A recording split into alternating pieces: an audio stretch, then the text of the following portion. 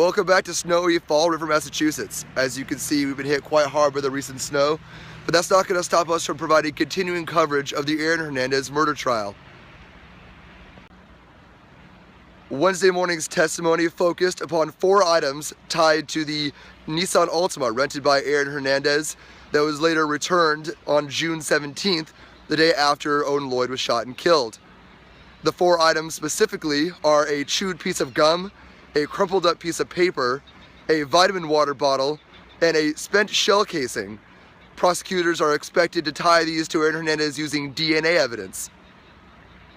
The general manager of the Enterprise rental car in North Attleboro, Keelia Smith, testified that Hernandez rented the car in his name, and when the vehicle was returned several days later, there was significant damage to the driver's side of the car.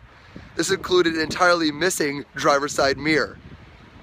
Now, officers came on June 17th to investigate the rental car, but they were specifically looking for the second vehicle, a silver SUV. It was not until days later when a doe-eyed Smith called investigators to tell them about the shell casing, the piece of gum, and the other evidence that she cleaned out of the Nissan Altima and threw away in the trash.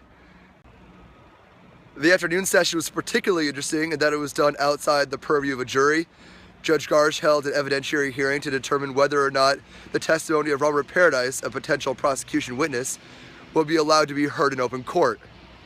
Paradise had testified previously in a grand jury and had given reports to police officers that on a May trip to Los Angeles, he was riding in a car with Ernest Wallace and Aaron Hernandez, during which time Hernandez mentioned heat or fire, which he believed referred to a firearm, as well as a .45 caliber pistol. Now, the .45 caliber was the murder weapon used to kill Owen Lloyd.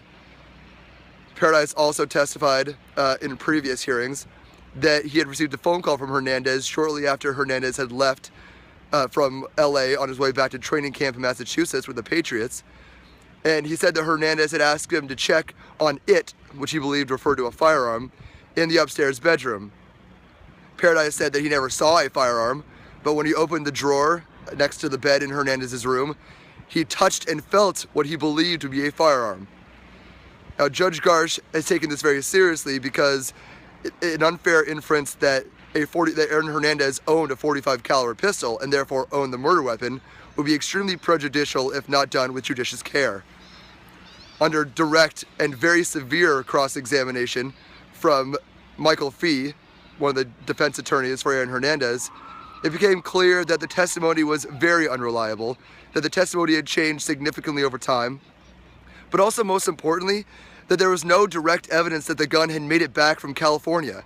This is a firearm that had never been seen by any witness, it had never been linked directly to Hernandez. There was no evidence that it was in fact a .45, except for a comment that was made relatively offhand at some point during the weekend. And there was no link that that gun, that pistol, whatever caliber it may be, ever made it back to the state of Massachusetts. Under all of these considerations, Judge Garsh properly excluded the testimony of Robert Paradise, and the jury will not be able to hear any of those statements made on that California trip. For all of the updates, you can check us out at Wild About Trial. I am Ryan Kearns. Testimony begins Thursday morning at 9 a.m.